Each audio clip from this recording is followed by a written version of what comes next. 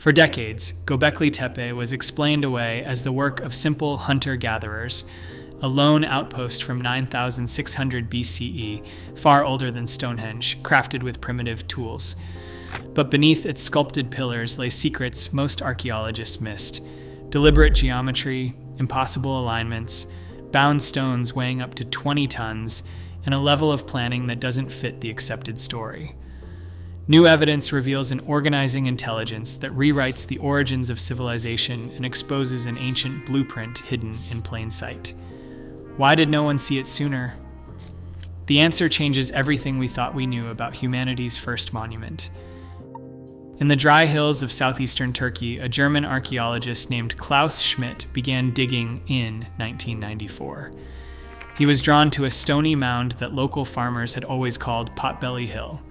What he uncovered would upend the story of human origins.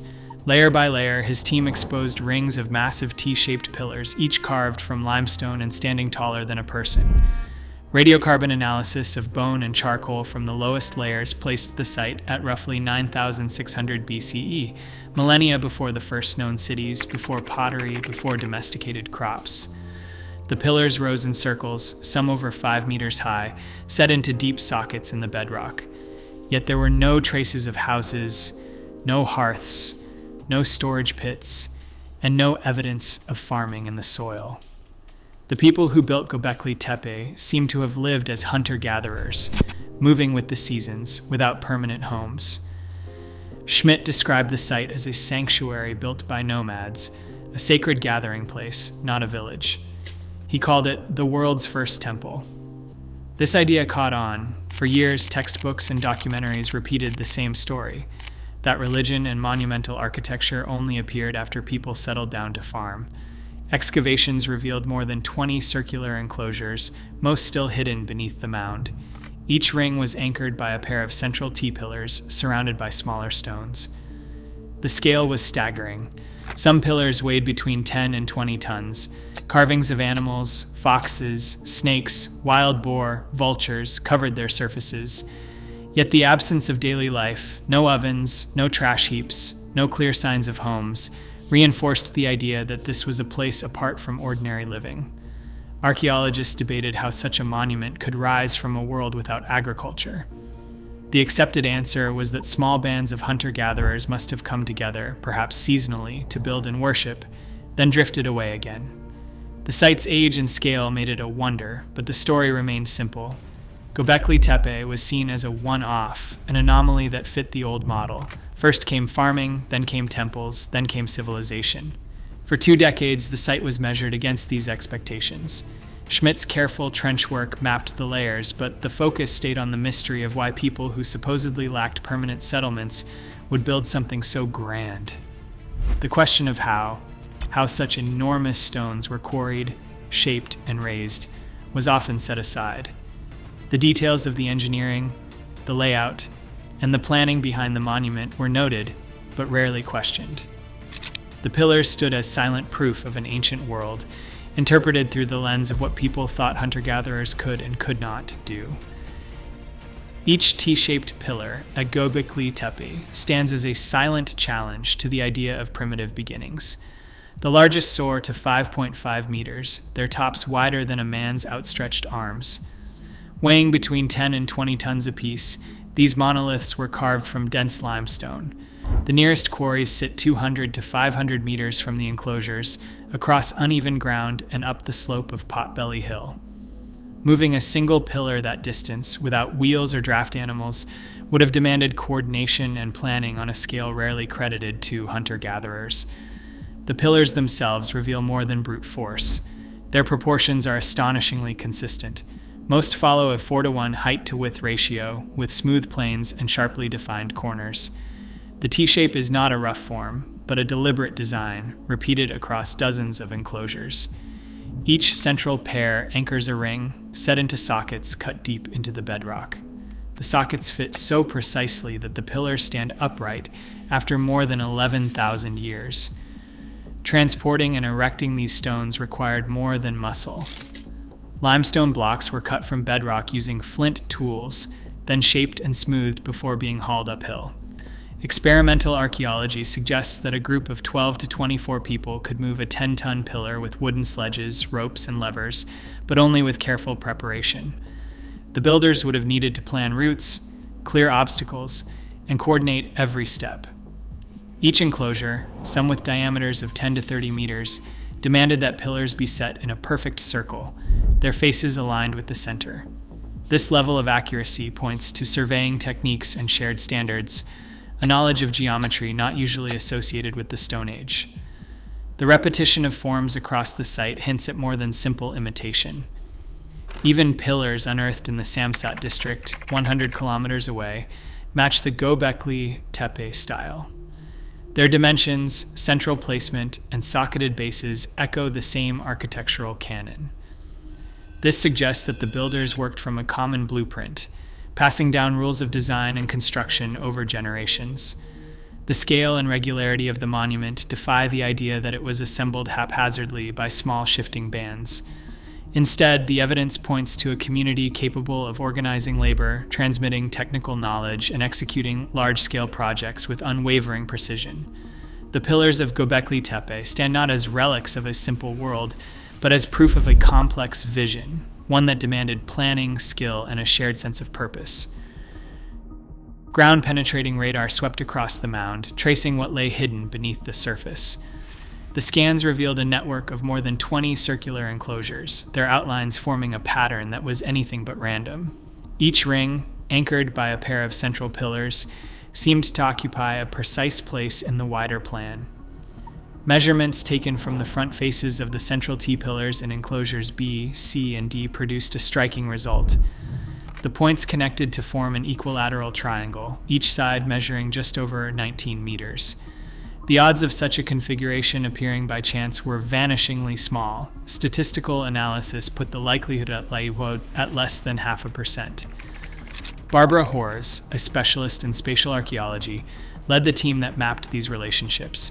She pored over excavation plans, aligning the data with the radar images and the actual stones in the ground. Her calculations showed that the triangle's sides were not only equal in length, but that the angles at each corner matched the geometric ideal within a margin of error of a single degree. The triangle's orientation, too, was deliberate. Its base ran almost perfectly east-west, anchoring the enclosures to the cardinal directions. This was not a haphazard gathering of stones. The builders had surveyed the hilltop, staked out precise points, and imposed a geometric order on the landscape. Each enclosure's center was determined by the midpoint between the faces of its central pillars, a rule repeated across the site. The same design principle appeared in other structures nearby, at Navali Kori, more than 30 kilometers away, and at Karahan Tepe, where new enclosures followed the same proportional logic.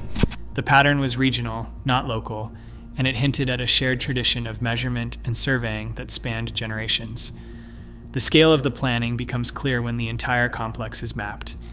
Enclosures cluster in groups, their axes aligned, their distances measured out with a consistency that suggests ropes, stakes, and a working knowledge of abstract geometry. No evidence survives of a written system of measurement, but the results speak for themselves.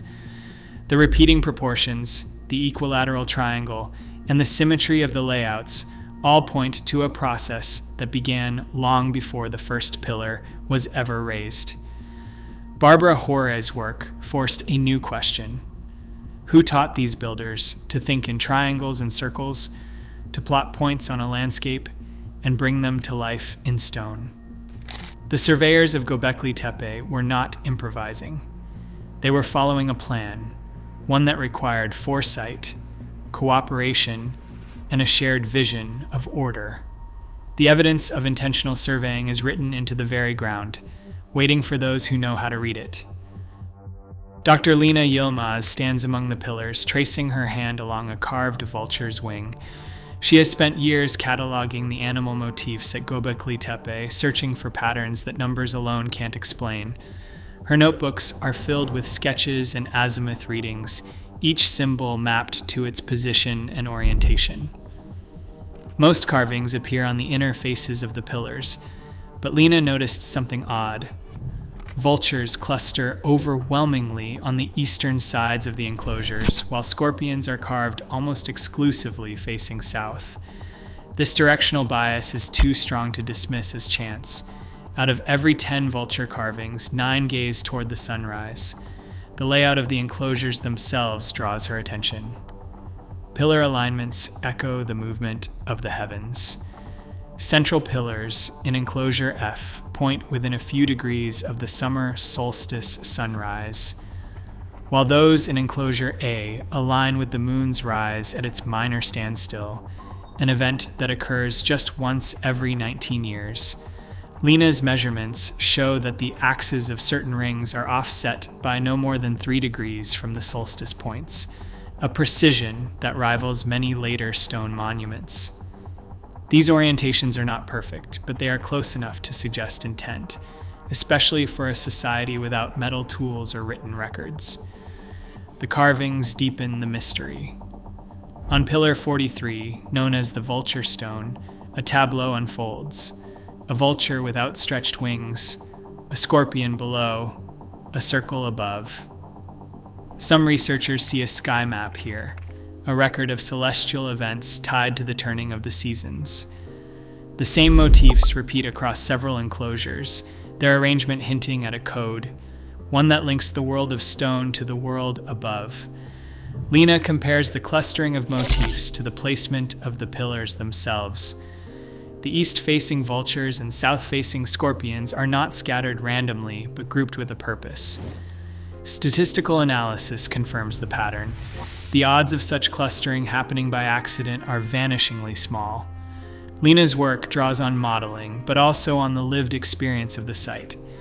She visits at dawn and dusk, watching the play of sunlight on the carvings. At the summer solstice, the first rays strike the faces of the eastern pillars, illuminating the vultures as if they are messengers between earth and sky. The geometry of Göbekli Tepe is not just abstract, it is embodied in ritual and in stone. The builders seem to have woven their understanding of the cosmos into the very fabric of the sanctuary, encoding the cycles of sun and moon into the placement of each pillar and each carving. The evidence points to a culture that mapped meaning onto the landscape, using geometry and astronomy as tools of belief. The motifs and their orientations are more than decoration. They are signs of a worldview in which the sacred and the celestial are inseparable. Lena's findings suggest that the builders of Göbekli Tepe were not only skilled surveyors, but also careful observers of the sky. Their sanctuary was a place where earth met heaven, and where every stone told a story written in the language of the stars. Charcoal samples sealed deep within the fill at Göbekli Tepe tell a story of closure, not collapse. Accelerator mass spectrometry places the final backfilling around 8,200 BCE, centuries after the first pillars were raised. Layers of limestone rubble, mixed with tens of thousands of animal bones, were methodically packed into each enclosure, entombing the monuments with a care that defies any notion of neglect. The sheer volume is staggering. Estimates suggest more than 1,000 tons of material were shifted to fill just the main circles. Moving such mass would have required hundreds of coordinated hands, working in teams, returning season after season.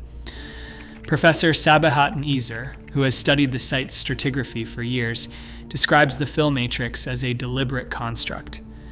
Unlike the random scatter of debris left by abandonment, the backfill at Göbekli Tepe shows signs of careful layering and selection. Large stones were placed first, then smaller rocks and earth, creating a stable seal. In some spots, fragments of carved pillars and even a life-sized human statue, unearthed in 2025, its features still sharp after millennia, were embedded horizontally between walls, as if offered up to the earth itself. Microscopic analysis reveals compacted layers, with little evidence of weathering or animal disturbance.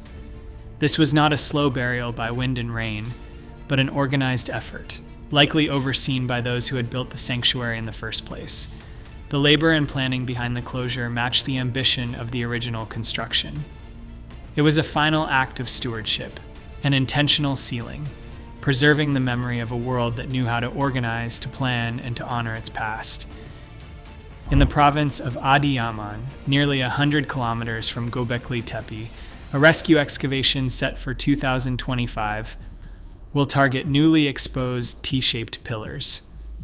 These stones, revealed as the Ataturk Dam's waters receded, share the same proportions and socketed bases as those on Potbelly Hill. Their sudden appearance has forced archaeologists to redraw the map of the Neolithic world. The Adiyaman finds are not isolated. Across southeastern Turkey, a constellation of sites, Karahantepe, Seburg, Sefertepe, and others, now forms what scholars call the Tas Tepeler horizon. 9 distinct sites, each with their own rings of pillars, animal carvings, and ritual deposits, stretch from the Euphrates basin to the Urfa plateau. Turkey's Minister of Culture and Tourism, Mehmet Nuri Ersoy, has called these discoveries a window into the origins of belief. He declared, "This new find from Göbekli Tepe will shed light on the rituals and belief systems of the Neolithic era." His words reflect a growing realization. The story of Göbekli Tepe cannot be told in isolation. Each new site expands the horizon, suggesting a network of communities that shared knowledge, symbols, and architectural rules. The matching forms of the Adiyaman pillars, buried 2 to 3 meters deep and preserved beneath silt, hint at a common canon that spanned the region. The implication is profound.